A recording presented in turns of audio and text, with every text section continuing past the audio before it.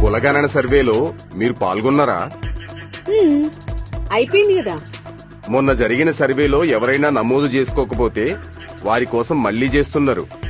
Super. ఏ మాటకు ఆ మాటే చెప్పుకోవాలే, రేవంత్ అన్న పనితీరు ఎవ్వలకి రాదు. అవును, ఫిబ్రవరి 16 నుంచి 28 వరకు కులగణన మొదలవుతోంది.